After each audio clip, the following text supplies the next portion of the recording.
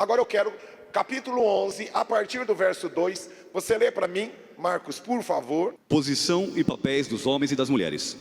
Eu os elogio por se lembrarem de mim em tudo e por se apegarem às tradições exatamente como eu as transmiti a vocês. Quero, porém, que entendam que o cabeça de todo homem é Cristo, o cabeça da mulher é o homem e o cabeça de Cristo é Deus. Todo homem que ora ou profetiza com a cabeça coberta desonra a sua cabeça, e toda mulher que ora ou profetiza com a cabeça descoberta desonra a sua cabeça, pois é como se a tivesse rapada. Se a mulher não cobre a cabeça, deve também cortar o cabelo. Se, porém, é vergonhoso para a mulher ter o cabelo cortado ou rapado, ela deve cobrir a cabeça. O homem não deve cobrir a cabeça, visto que ele é imagem e glória de Deus, mas a mulher é glória do homem. Pois o homem não se originou da mulher, mas a mulher do homem. Além disso, o homem não foi criado por causa da mulher, mas a mulher por causa do homem. Por essa razão, e por causa dos anjos, a mulher deve ter sobre a cabeça um sinal de autoridade. No Senhor, todavia, a mulher não é independente do homem, nem o homem independente da mulher. Pois, assim como a mulher proveio do homem, também o homem nasce da mulher, mas tudo provém de Deus. Julguem entre vocês mesmos, é apropriado a uma mulher orar a Deus com a cabeça descoberta? A própria natureza das coisas não ensina a vocês que é uma desonra para o homem ter cabelo comprido e que o cabelo comprido é uma glória para a mulher? Pois o cabelo comprido foi lhe dado como manto. Mas, se alguém quiser fazer polêmica a esse respeito, nós não temos esse costume, nem as igrejas de Deus. E lembra que eu já mencionei, irmãos, a Bíblia, ela mais do que extensa, ela é profunda. E às vezes a gente pega um texto como esse, e muita gente se perde, usa esse texto, alguns até pulam. É o texto que ensina a respeito de véu. Véu é só lá, tem algumas igrejas, não é só Congregação Cristã no Brasil, mas existem várias igrejas que se utilizam do véu, em especial na região sul do nosso país, existem igrejas que utilizam o véu. E a gente acaba reduzindo toda a riqueza de um texto com tanta coisa poderosa para o meu e para o seu ensino. Eu anotei aqui, se eu não me engano, 14 coisinhas que este texto explodiram no meu coração ao ler. Insisto novamente, uma coisa é ler, outra coisa é meditar na palavra. Quando a gente lê de uma forma corrida, maravilhoso, mas quando a gente para e, Senhor, quando o Senhor escreveu isso, o Senhor sabia que eu ia ler. O que é que o Senhor estava querendo me ensinar? Quantos vieram ouvir a voz de Deus? Então, Senhor, o que o Senhor queria falar comigo quando o Senhor escreveu esse texto? Vamos lá. Quando eu estava, a primeira coisa que Deus falou para o meu coração, que Paulo nesse texto, ele separa a questão doutrinária, teológica, da questão cultural. Você vai perceber que ele vai falar de coisas teológicas, coisas doutrinárias, mas ele também vai falar de coisas culturais, do dia a dia, daquela época. Porque existem culturas e hábitos regionais que precisam ser respeitados, olhados e atentados. A cultura, ela muda, o tipo de vestimento muda. A forma como seus avós se vestiam é diferente da forma como a gente se veste hoje. A forma como os nossos filhos se vestem, né? A calça, boca de sino, foi, voltou, e, né? Os tênis, corte de cabelo. Então, às vezes eu vejo o Marcos, ele coloca algumas roupas que eu falo, Senhor, se um dia eu vestir daquele jeito, Senhor, me leva para o céu, porque eu não tenho coragem de usar aquele tipo de calça. Tem uns irmãos que tem uns cabelinhos assim, que eu falo, Senhor, nem o Neymar usa um cabelo desse, nem o Brad Pitt não usa mais, e os irmãos estão usando e gostam. A cultura em relação à roupa, hábitos mudam. Alguns aqui pegaram a época que a igreja não tinha bateria. Quantos aqui? Não tinha bateria em igreja. Quando a bateria entrou na igreja, alguns diziam que aquilo ali era invocação de demônios. Invocação de demônios. Hoje, qual igreja que não tem uma bateria? Quando entrou guitarra na igreja era um negócio de louco, porque guitarra, a gente lembrava do Sepultura, existe ainda a banda de rock, Sepultura, lembrava desses roqueiros, assim, misericórdia, estão destruindo a igreja com rock, porque ainda tinha os irmãos que gostavam de ficar lá, e falou, tá lá, veio do quinto dos infernos a guitarra, e o pior que os caras estão gostando. Então, hoje, qual a igreja que não tem uma bateria? Qual a igreja que não tem uma guitarra? As coisas mudam, evoluem. Agora, nós precisamos apelar, como disse o texto de 1 Coríntios 10 que eu falei na semana passada, ao bom senso. Paulo chama atenção e fala assim, eu quero chamar o bom senso e a coerência de vocês. Então, essa primeira coisa que me veio ao coração. Segunda coisa, falando a respeito da teologia e da doutrina, ele vai falar do papel do homem e da mulher, mas antes ele também pontua que Cristo é o cabeça do homem, mas o Pai é a cabeça de Cristo. Pergunta, quem é maior na Trindade? O Pai, o Filho ou o Espírito Santo? Quem é maior? Se você responder que tem algum maior, você errou. Porque não existe nenhum deles são maior. Porque eles ocupam papéis diferentes, mas é um único Deus. Não existe quem é maior, o Deus Pai, o Deus Filho ou o Deus Espírito Santo. Eles são Deus. E ele está usando a Trindade para fazer agora entrar como introdução num assunto do relacionamento do homem com a mulher. Por que ele está tocando nesse assunto? Porque estava havendo problemas na igreja em relação ao papel do homem e o papel da mulher. Eu preciso, isto foi escrito quando vieram ouvir a voz de Deus. Porque o tempo passa, mas o homem continua sendo o mesmo, e alguns problemas se repetem.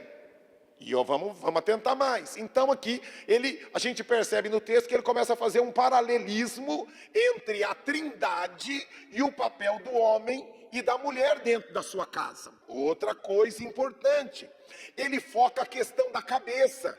Por quê? Porque cabeça aponta para autoridade. Quando a Bíblia fala de cabeça, a Bíblia está chamando a minha e a sua atenção para autoridade.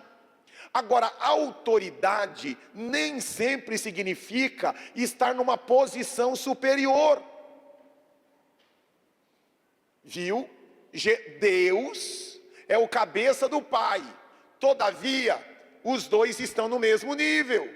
E aí ele faz o paralelo entre a mulher e o homem. O homem é a cabeça da mulher. Todavia, o homem não é superior à mulher, e nem a mulher superior ao homem. Tudo que está no texto. Não dá que eu tentei pela manhã, indo versículo por versículo, e aí não foi suficiente o tempo para falar tudo. Tá certo? Então eu estou só aqui me detendo, já indo direto ao assunto. Tá certo? Então, é uma coisa que eu preciso aprender aqui no texto. Repita comigo, a Bíblia me ensina que o marido não é superior à esposa, e nem a esposa superior ao marido. Todavia, assim como na Trindade, o pai é o cabeça do filho, também no casamento, o homem é o cabeça da mulher. E isso não diminui e não reduz nenhum deles. Sequência. O homem, o texto fala que, vamos lá, quarta lição aqui que eu olhando para o texto aqui, que a mulher não foi feita, olha que coisa, por que aponta lá que a mulher, ela foi feita da costela do homem, não foi feita querendo chamar a minha e a sua atenção, que ela poderia ter sido tirada do pé, mas se tivesse tirado do pé, os homens falam, então eu vou pisar a mulher, por isso que ela veio do meu pé, então eu vou pisar. Se tivesse tirado a cabeça, ia falar assim, a mulher é que manda dentro de casa. Não tirou, olha como Deus é sábio, irmãos. Olha como Deus é sábio. Não tirou nem do pé e nem tirou da cabeça. Tirou do lado. Por quê? Porque não existe superioridade. Existe algo que se completa. Existe mutualidade. Existe trabalho junto. Você está do lado da sua esposa? Está do lado da sua esposa? Quem está do lado da sua esposa assim, nós estamos juntos trabalhando. Vamos lá, nós estamos juntos trabalhando. Estamos juntos trabalhando. Não importa quem é o maior ou o menor. Ele pode ser o cabeça. Mas quem é maior? Ninguém é o maior. Há uma junção de missão. Vamos lá. É outra coisa que ensina o texto. Outra coisa que o texto ensina, e muita gente passa por cima disso. O homem não pode cobrir a sua cabeça. Vamos entender o texto? Lembra que cabeça aponta para o quê? Autoridade. E quando o homem naquela época cobria a cabeça, ele estava dizendo uma coisa. Porque a nossa roupa, ela não adianta, a nossa roupa, ela comunica alguma coisa. Nós fomos lá para o Parque do Carmo e um monte de gente com a camisa: Jesus é salvação, Jesus é minha alegria. Roupa, ela comunica alguma coisa. Tem roupa que comunica alegria, tem roupa que comunica tristeza. Roupa comunica alguma coisa. Quando a forma de se sentar, todo mundo que trabalha em RH e entrevista sabe disso, que a forma como se senta, a forma como se posiciona, as mãos, o olhar, o nosso corpo sempre está falando. Nunca cruze os pés na frente de uma psicóloga que está entrevistando você. Nunca. Né? E os psicólogos, e eu não estou dando aula disso hoje, mas assim, nunca faça isso. Porque se ela é uma psicóloga bem tratada, se você dobrar, cruzar os pés na frente dela, ela disse: vaza daqui. Coisinha simples, mas que o corpo está falando. Então, como eu e você precisamos, e a Bíblia, e isso não é descoberta nova de psicologia, isso daqui, escrito há 2000 anos atrás, está falando que naquela época a roupa comunicava alguma coisa. E quando o homem colocava alguma coisa na sua cabeça, quando ele entrava na igreja, ele estava dizendo o seguinte: me mira, mas me erra. Estou aqui, mas não conta comigo. Sabe o que a roupa significava quando o homem cobria a sua cabeça naquela época? Dizendo assim: olha, eu não quero liderar ninguém. Eu não quero assumir compromisso. Eu não quero assumir responsabilidades. Só que o tempo passou, irmãos. E isso continua. Viu, Alana? Tem muita gente que não cobriu a cabeça, mas está agindo desta forma. Homens fugindo de responsabilidades. E o texto chama muita atenção do homem, de que o homem não pode, porque ele foi criado para dominar, ele foi criado para ser imagem de um Deus criador, de um Deus criativo, que governa, que lida, que administra. E quando o homem foge dessa responsabilidade, isso afronta aquilo que Deus chamou ele para fazer. E hoje nós vivemos uma época aonde a Bíblia diz: se vocês não falarem, as pedras clamarão. E eu brinquei com os irmãos lá na reunião de oração, e se pedra não falar, o capim fala. Mas quando Deus quer falar, Ele vai usar quem está lá. E eu me lembrava, pela manhã eu me lembrei, não sei aqui, quantos conhecem Valnice Milhomens? Não quero entrar na linha da teologia dela, mas eu quero apontar algo muito interessante, não sei quantos aqui conhecem, mas a Valnice Milhomens, ela era filha de gente séria, de gente crente, e naquela época não havia ultrassom para descobrir o sexo da criança. Então, só que a mãe dela, sapatinho de fogo, sabe aquelas mulheres do coque? E era lá a mãe da Valnice Milhomens, mulher de oração, de fogo puro. E ela colocava a mão na barriga e dizia aqui eu tenho um pregador da palavra, um evangelista. Este homem aqui vai pregar o evangelho nos 4 cantos deste mundo. Ele vai ser um pregador da palavra. E aí nasceu. Quando nasceu era uma mulher, não era homem. Ela passou 9 meses profetizando que seria um pregador da palavra. E quando nasceu uma mulher. Aí, o que ela fez? Ela falou: Deus não erra, então eu vou dar para ela o nome de Valnice Mil Homens. Porque a minha filha vai ser equivalente a 1000 homens trabalhando e pregando o evangelho. E quem conhece a Valnice, ela é uma bênção, já pregou no Brasil, nos 4 cantos do Brasil e no mundo inteiro. Por quê? Porque uma mãe visionou isto. Então eu e você precisamos, irmãos, entender que a gente não pode fugir de responsabilidade, fugir de compromisso, nem na escola.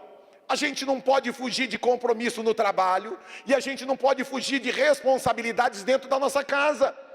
Insisto novamente na questão do papel do pai e papel da mãe.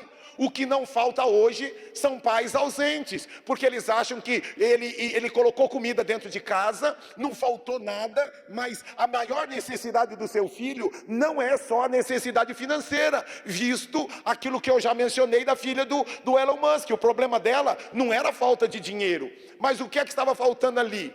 Um pai que estava junto, que era companheiro, que saía junto para tomar um sorvetinho, para poder comprar alguma coisinha para ela. Aquele homem que poderia comprar uma nação inteira, talvez não tenha tido tempo que eu e você podemos sair para um shopping para comprar um sorvete para o filho ou para a filha.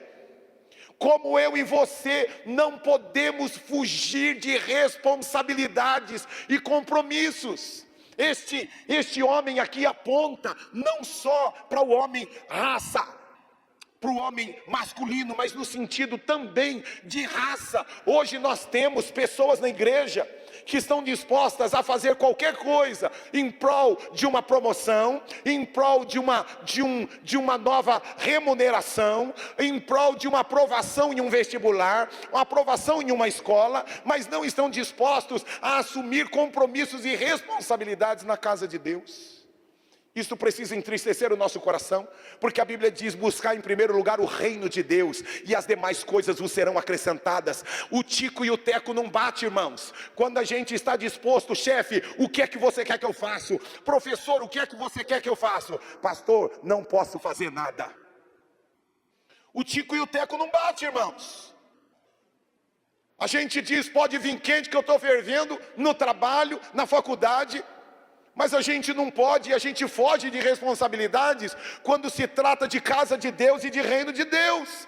Mas se a nossa justiça, se o nosso empenho fora daqui é grande, o que dirá daqui dentro, da casa de Deus, da casa daquele que nós acreditamos que sustenta tudo e todos? Às vezes, irmãos, é o que estava acontecendo na igreja de Corinto.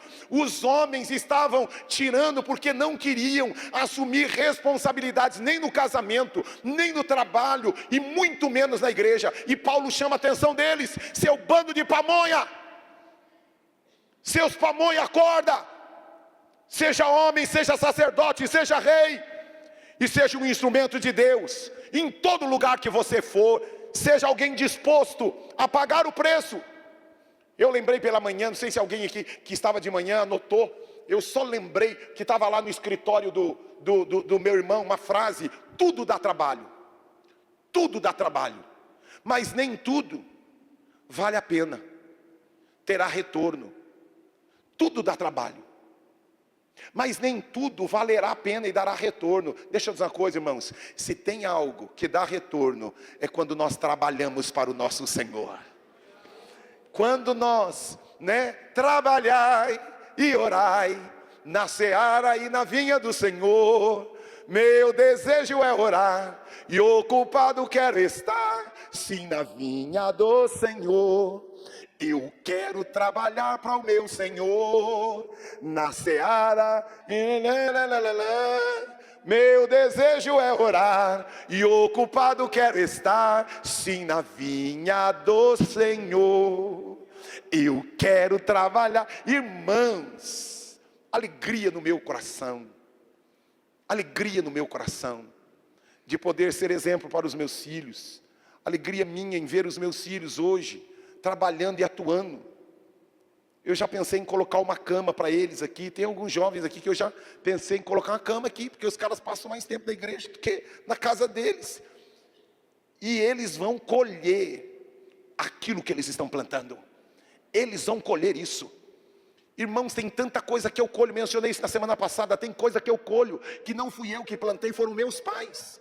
Meu pai era missionário, pegou uma igreja com 30 pessoas, um ano depois eles estavam com 300 pessoas, ele como missionário fez uma campanha de pregar na igreja 3 vezes ao dia, 3 vezes ele pregava de manhã, de tarde e de noite, só que ele não era período integral, irmãos, ele também tinha uma oficina de costura, ele ia para a igreja, pregava e voltava e continuava trabalhando, chegava tarde, ele corria para a igreja, pregava e depois voltava e continuava trabalhando, aí ele corria, ia lá e pregava de novo, e à noite voltava, e eu era pituquinho, irmãos, e eu vi A igreja crescendo de 30 pessoas em um ano foram para 300. Eu era um toquinho de gente, irmãos, um toquinho de gente. Mas eu via o empenho do meu pai, o trabalho e a dedicação do meu pai. E hoje eu vejo muita coisa que está acontecendo na minha vida.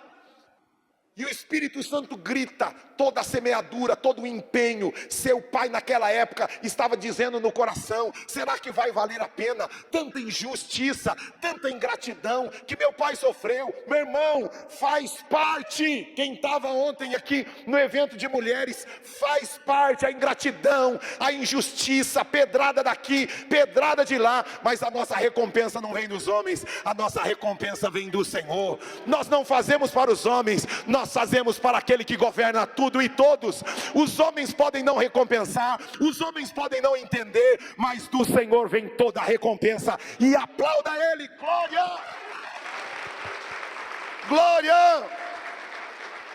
Repita comigo assim: eu não posso ser como aquele bando de pamonha. Repita comigo: eu não posso ser como aquele bando de pamonha. Diga para o pamonha que está perto de você, quer dizer, não, para o irmão que está perto de você: não seja um pamonha. O que é o pamonha? Que foge de responsabilidade, irmãos. Vai dar trabalho sim. Vai chorar, vai sangrar, irmãos. Mas eu quero dizer uma coisa: no final você vai dizer: valeu a pena. Valeu a pena.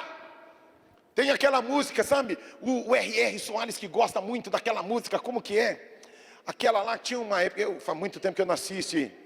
Estou seguindo a Jesus Cristo, neste caminho eu não desisto. Estou seguindo a Jesus Cristo, para trás não volto não. Irmãos, deixa eu dizer, não sei quantos conhecem a história daquela música, mas aquilo ali foi uma família de missionários. A família de missionários foi lá e o cacique disse: se você continuar falando desse Jesus, eu vou matar os seus filhos.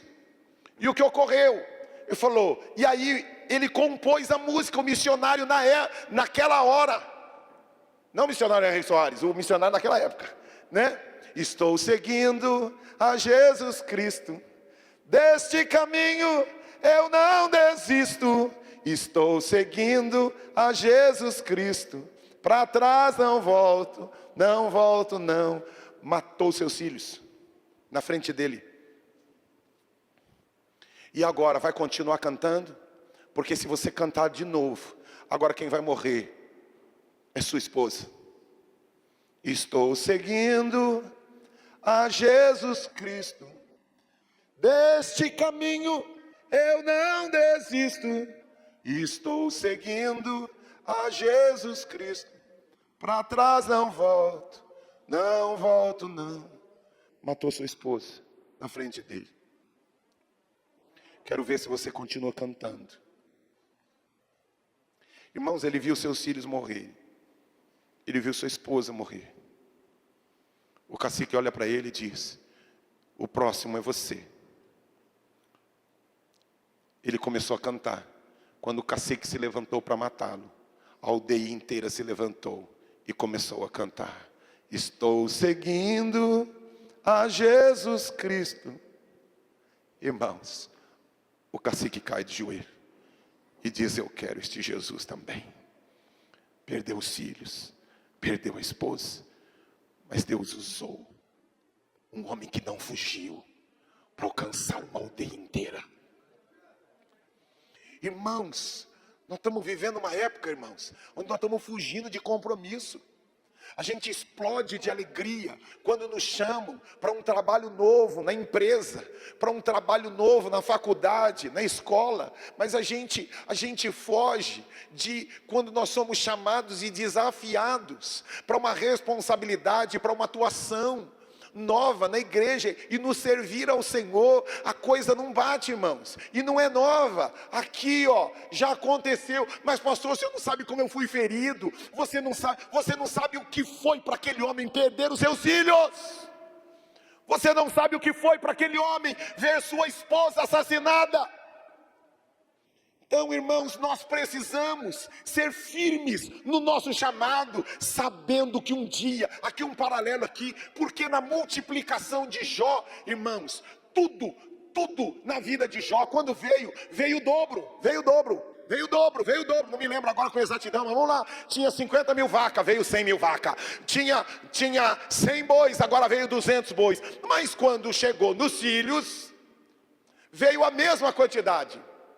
Por que isso? Porque ele deu o dobro de vaca, o dobro de boi, o dobro de terra, o dobro de dinheiro, mas não deu o dobro de filhos. Sabe por quê? Porque filhos na terra também serão filhos nos céus. Então a mesma quantidade que ele recebeu aqui na terra, no céu ele terá filhos dobrados. Porque aquilo que a gente planta na terra, a gente colhe também no céu.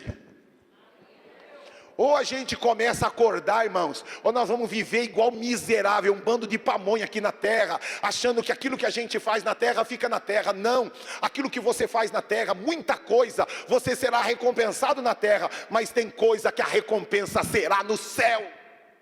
Amém? Vamos aplaudir ao Senhor por isso. Eu me empolgo aqui, aí eu preciso tomar cuidado aqui com a empolgação aqui, ó. Falando a respeito de roupa que comunica coisa, eu me lembrei pela manhã, teve um irmão nosso que foi para um evento da empresa, em um resort, olha que coisa. E nesse resort, vocês vão entender porque eu estou chegando lá na parte do véu. E nesse resort, todo mundo recebeu um grande adesivo para pendurar na roupa. Os que receberam adesivo, isso é fato real, tá? Isso é fato real. Quem recebeu, você não podia levar a esposa, não podia levar o marido não podia levar a esposa, era só os funcionários da empresa que podiam passar lá 3 dias nesse resort. Era um prêmio da empresa, porque tinha faturado bilhões, deu como um prêmio passar em um dos melhores resorts do Brasil, passar lá, todos os funcionários lá. E aí, todo mundo recebia 3 adesivos, um verde, um vermelho e um amarelo. Quem recebeu o vermelho estava dizendo assim: sou de família, sou comprometido. Aqui eu tenho aliança e compromisso. Não estou disponível. Era o vermelho. Amarelo, se você me conquistar, com cuidado, devagar, né? Estou observando, não estou super aberto, não estou super aberta, mas também não estou fechado. Mas eu preciso ser conquistado, conquistada, é o amarelo. E recebia o terceiro, que você poderia colocar, o terceiro, que era o verde. Irmãs, o verde significava: pode vir quente que eu estou fervendo, aqui pode tudo. E aí esse irmão contou para mim, ele nunca havia participado, a tristeza, o choro dele, em ver muita gente que trabalhava com ele, gente casada, com adesivo de verde, e o verde significa pode tudo. Pode tudo. Era o que estava naquela época. A roupa apontava para o seu estado interior. Quando você colocou o homem, não quero trabalhar, não quero estar, não quero liderar, não quero autoridade nenhuma. Agora, a mulher, quando ela não colocava o véu apontava para uma mulher nobre, para uma mulher de família, para uma mulher que tem princípios. E os historiadores diziam que naquela época, as prostitutas cultuais tinham o hábito de rapar o cabelo. E as mulheres, que mesmo que não fossem prostitutas cultuais, mas eram libertinas, elas rapavam o cabelo dizendo: não sou prostituta, mas caiu na minha rede e virou peixe.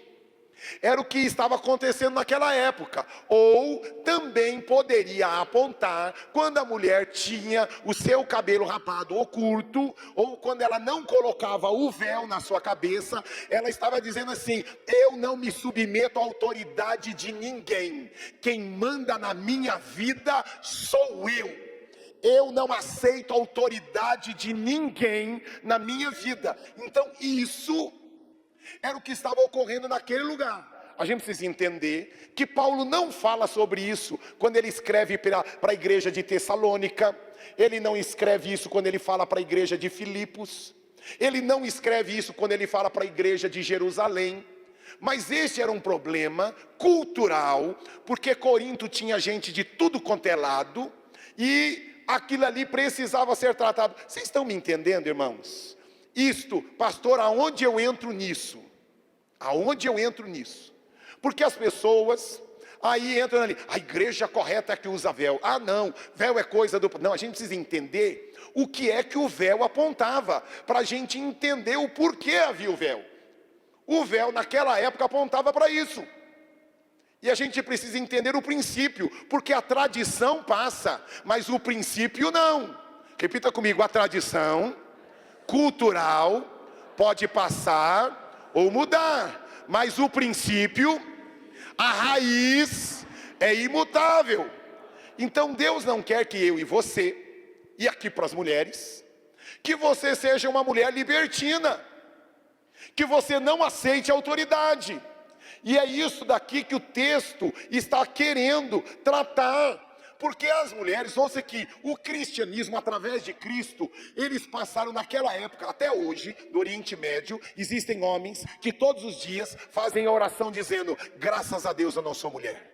Graças a Deus eu não sou mulher. Sabiam disso? Vocês sabiam disso? Até hoje no Oriente Médio, muitos homens, a primeira oração do dia, graças a Deus eu não nasci mulher. É a oração porque um preconceito gigante, desvalorização. Vem o cristianismo e Jesus quebra todo esse paradigma. Ele fala com a mulher do poço, que nós acabamos de cantar, e ele coloca como a primeira pregadora do evangelho, não foi um homem, foi uma mulher que quando descobriu que ele havia ressuscitado, não foi um homem em primeiro lugar. Quem foi em primeiro lugar? Foi uma mulher. Então o cristianismo inaugurou uma valorização gigantesca em relação à mulher. Só que, repita comigo, o homem é tendencioso aos exageros. Não é de agora, é antigo. E aí o cristianismo que valorizou a mulher, as mulheres abusaram, naquela época, abusaram de toda a projeção que o cristianismo e valorização que deu. E aí o que ocorre? Na igreja de Corinto, lembra, nós vamos falar mais para frente, é a igreja dos dons. E o que não falta é dom na igreja de Corinto, profecia, visão, revelação. E o que estava acontecendo? Havia, por exemplo aqui, um casal, aí a mulher recebeu o dom de cura. E também falava em línguas. E o marido não recebeu dom nenhum. Aí sabe o que estava acontecendo na igreja de Corinto? Agora quem tem que obedecer é você. Porque eu tenho dom de cura. Dá licença, você curou quem? Curou gripe, eu curei paralítico, seu pamonha. Eu é que tenho autoridade. Era o que estava acontecendo na igreja de Corinto. Estou querendo ensinar porque a gente acabou trazendo isso para a igreja. A gente acaba valorizando pessoas que têm o dom de canto, né? Eu me lembro quando a Aline Barros foi a primeira vez na Comunidade da Graça lá em Vila Carrão. Irmãos, os diáconos apanharam literalmente e levaram porrada, irmãos. Eu fiquei assustado com isso. Por quê? Porque todo mundo queria tocar na cantora. Ela era garotinha na época, estou falando aqui de 25 anos atrás, 30 anos atrás. Ela era uma menina. Mas todo mundo queria tocar, estava no auge da carreira dela, começando a Aline Barros. E aí o que ocorre? Todo mundo queria tocar. A menina, qual era a diferença dela e das outras meninas? Ela tinha o dom de canto, o talento, mas não fazia dela uma mulher maravilha.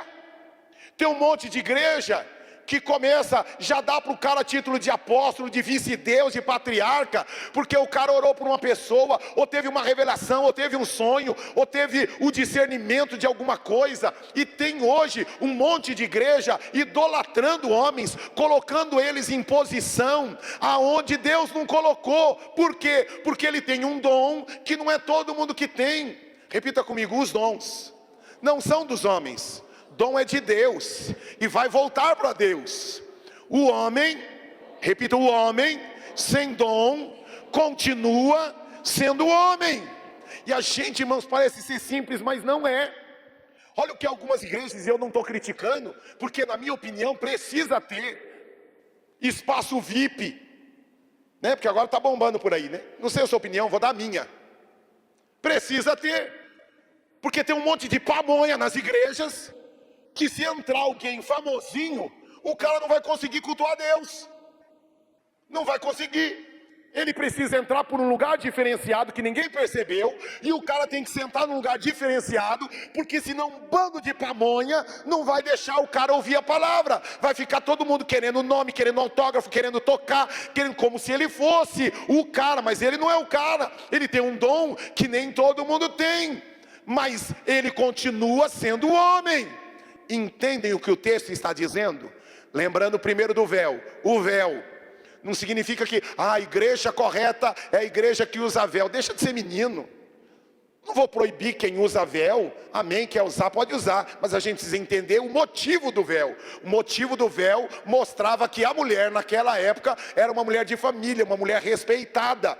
Hoje em dia, irmãos, a mulher hoje, você bate o olho na roupinha, você já percebe se ela é uma mulher de família, respeitada, ou se ela é uma piricrente. Entendeu? Você bate o olho e você sabe disso. Porque algumas coisas, e aí Paulo fala, tem que apelar para o bom senso e para a coerência.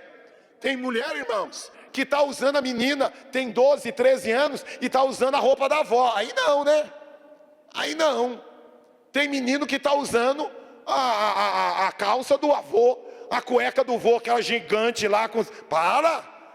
Para com isso. Agora, também tem menina que ela tem 24 anos, mas está usando a sainha que ela saiu da maternidade. Ela esqueceu que ela cresceu. A coxinha não é mais aquilo ali, agora é o colchão. Mas ela está usando a mesma sainha de quando ela saiu da maternidade. Está faltando o quê? Coerência, senso. A roupa dela não expressa nobreza. Você bate o olho e fala assim, que às vezes eu não sei quem é mais tonto, se é a mulher ou o cara, porque a mulher está seminua e o maridão está dando, o que é bonito dela tem que mostrar para todo mundo, mas tem que mostrar para você, filho, na sua casa, não na rua para todo mundo. Valorize o que você tem. Valorize e cuide daquilo que você tem. É o que Paulo está tratando. Algumas mulheres começaram a abusar. Elas eram desvalorizadas demais. Agora, por causa de dons, trazendo para a nossa realidade de igreja, elas começaram a mandar no marido. Quem manda nessa casa sou eu. Eu que sou a profetisa. Eu é que sou a pastora. Eu é que tenho autoridade aqui. É eu que mando. Deus fala comigo. E você baixa o faixa aí. Ei. Você pode até ter dons e habilidades que seu marido não tem, mas na sua casa, a Bíblia diz que ele é o cabeça, ele é o rei e ele é o sacerdote. Amém, mulheres? É isso que o texto está querendo nos ensinar. Quer ver outra coisa poderosa aqui, caminhando aqui para o final dos ensinamentos desse texto? Eu falei aqui que o véu é símbolo de nobreza.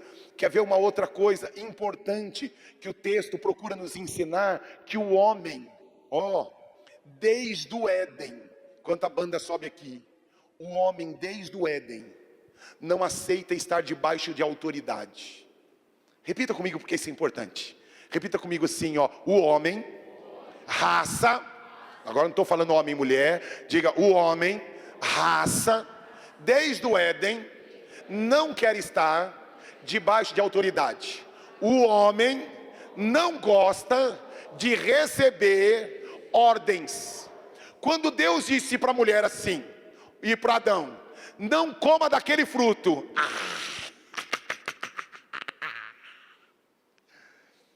agora que eu quero comer, né? Veio lá a serpentinha, come lá. Irmãos, como eu e você, quantos vieram ouvir a voz de Deus? Não tenha problemas com pessoas que têm autoridade sobre a sua vida. Sabe por que hoje nós temos ruas com 10, 15 igrejas na mesma rua? Não nasceram fruto de compaixão por almas, desespero de mudar o bairro. Nasceram, sabe por quê?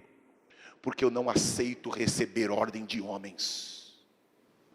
Eu não aceito estar debaixo da autoridade de ninguém. Irmãos, o que eu estou falando é tão importante. Pastor, por que tanta igreja?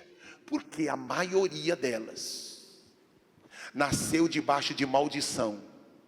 Não nasceu por compaixão, nasceu por rebelião. Porque um pastor diz, uma coisa é o pastor seu orientar você a pecar. Nós temos aqui, ó, gente aqui, tá aqui, ó, aqui, que veio de igreja, que o pastor convidou o cara para ir para uma casa de swing. Aqui, ó. Convidou o membro da igreja. Falou assim, vamos lá, é só para a gente se divertir, você vai gostar. Aí não. Aí não. Agora, irmãos, o líder de célula pediu para a gente fazer isso. Mudou o horário, mudou a programação, mudou a música, pediu que a gente ajudasse. Tem gente, irmãos, o negócio é tão sério, o problema está tanto aqui, que às vezes a pessoa até ia fazer. Olha como é o ser humano. Até ia fazer, mas agora que pediram, não vou fazer. Você já não ia fazer? Ia, mas agora que pediram, ele está pensando que ele é quem? Ele está pensando que ele é quem? Ele não manda em mim. Quem manda em mim sou eu mesmo. Desde o Éden. Desde o Éden. Os homens não aceitam estar, Osmar, debaixo de autoridade de ninguém. Não aceite isso para a sua vida. Tenha um coração aberto, rasgado. O que o Senhor quer que eu faça? Lembrei aqui de manhã, aqui vocês, acho que praticamente nenhum de vocês, mas nós estávamos no outro prédio, e eu havia lido em um livro, que M. Macpherson uma vez entrou de moto dentro da igreja, e ela havia pregado a respeito de adoração extraordinária. Aí eu olhei, li aquilo, eu falei, gostei do negócio. Eu peguei um irmão que tinha uma moto gigante, na época o Marcos Moller, ele tinha uma motona gigante, irmãos, e aí eu coloquei um capacete, ninguém sabia que era eu. Imagina os irmãos orando, irmãos, vamos orar aqui. Era o pastor Fábio. Falei, Fabião, você ora para que Deus envie a palavra. E estava todo mundo orando, Senhor, fala comigo, fala comigo, fala comigo. De repente entra a moto, aí todo mundo aí solta a música do Ayrton Senna, pá, pá, pá. E aí eu entro, irmãos, com a bandeira do Brasil.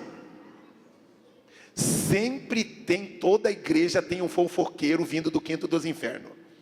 Filmar aquilo, porque na época nós não tínhamos canal de YouTube, mas filmar aquilo, e aí mandaram para o pastor Carlos Alberto. Eu achei o máximo. Aquele dia, aquele culto foi maravilhoso. Eu preguei sobre como nós temos que chutar o barraco de fazer algo extraordinário para Deus. E o culto naquela noite foi extraordinário, foi de manhã e noite. Só que o pastor Carlos Alberto não achou extraordinário. Ele quis me levar lá para a igreja da Universal para me queimar na fogueira santa de Israel. Falei, David, eu vou queimar você. Você é louco! Você nunca mais faça isso. E eu disse para ele, pastor, eu fiz com a melhor das intenções, pastor. Foi o Tiago, meu sobrinho, e o Tércio que pediram para fazer isso. Aí eu sei que ele ficou nervoso. Eu falei, pastor, para. Eu vi que ele estava nervoso. Eu falei, para. Eu não tenho problema com obediência. O Senhor não quer que eu faça mais. Vontade eu tenho. Mas eu não vou fazer mais. Acabou. Não tenho problema com isso. Não tenho problema com isso, irmãos. Então, mas algumas pessoas têm uma dificuldade gigante de se submeter às outras, e por isso perdem casamento. Mulher que tem um maridão maravilhoso, às vezes ele pode dar uma viajada, mas é o marido que Deus te deu. Valoriza ele está pedindo para você pecar, não está. Mas pastor, filha do céu, valoriza o que você tem, cuida do que você tem, ama e serve aquilo que você tem.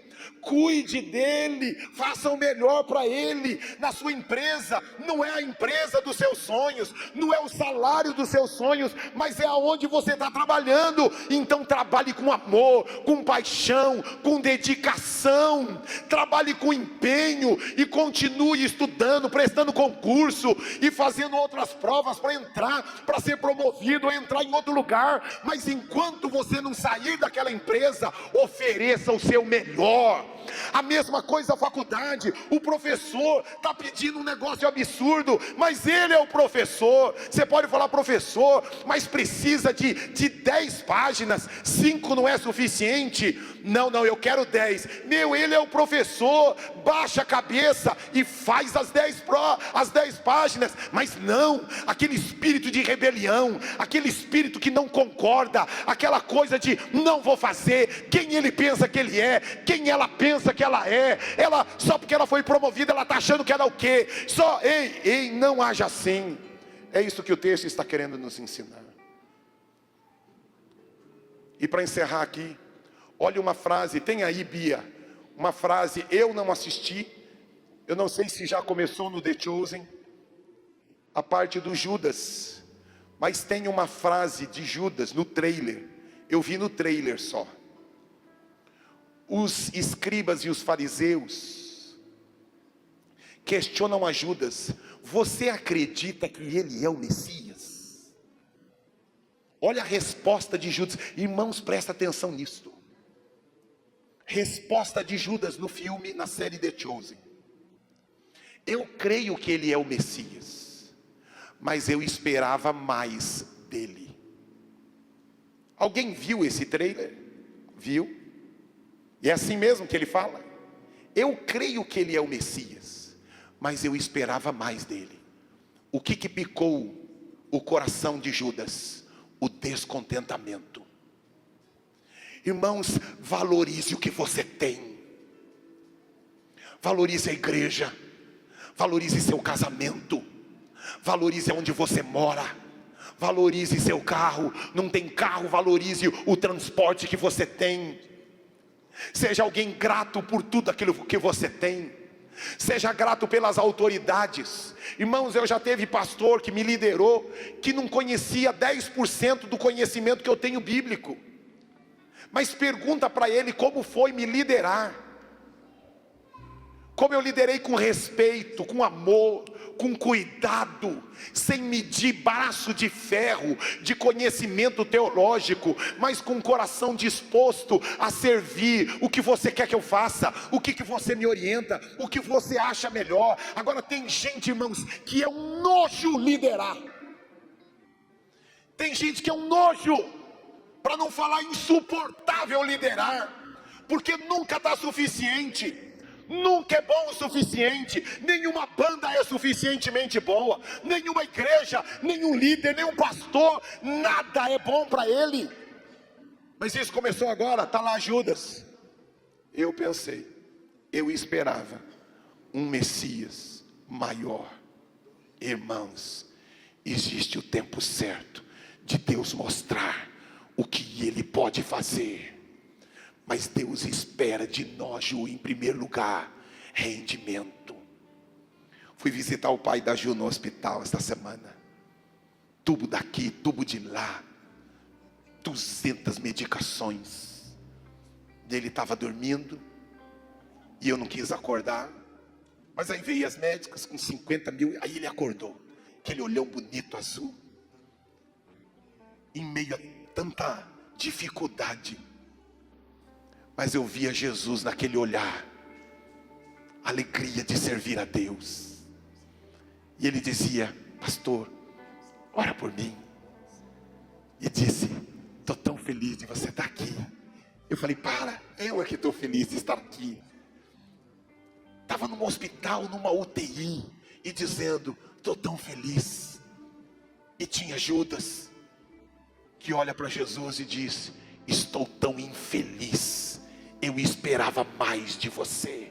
Que Deus nos livre disso. Tenha um coração que valoriza tudo que Deus te deu. Valorize seus filhos. Valorize, não está bom, ore para Deus melhorar, mas sempre com um coração grato. Sempre com gratidão no coração. Amém, irmãos? E Deus vai abençoar você. Que prazer em ter você aqui em nosso culto, assistindo ainda que online, mas há uma alegria tão grande no nosso coração em ter a sua participação neste nosso culto. E eu queria te fazer um convite. Você que sentiu a graça do Senhor atrair o seu coração, quero convidar você a aprofundar ainda mais esse seu contato e conhecer ainda mais deste evangelho poderoso e salvador. E você vai estar vendo aí os nossos contatos, o QR Code, para você ter os nossos contatos e mandar uma mensagem dizendo que você quer conhecer mais deste evangelho da graça poderosa do Senhor. E também você que estava distante, mas a graça do Senhor está atraindo você, a palavra do Senhor tocou no seu coração e você quer se reconciliar com o Senhor Jesus, também mande uma mensagem, coloque o seu celular aí nesse QR Code, mande para a gente uma mensagem dizendo: olha, eu quero voltar, eu quero caminhar com Jesus novamente, e nós vamos fazer um contato com você. E você também que já tem ouvido esta mensagem na sua casa e se decidiu: eu quero descer as águas do batismo, eu quero confessar publicamente que Jesus é o Senhor da minha vida, eu quero experimentar algo novo de Deus para minha vida. Você também nos mande uma mensagem e eu tenho certeza que aquele que começou uma boa obra em você, ele vai aperfeiçoar. Conte com a gente, a família, a comunidade da Graça em São Mateus está aqui para te servir. Um beijo grande, até a próxima mensagem, até mais, tchau, tchau.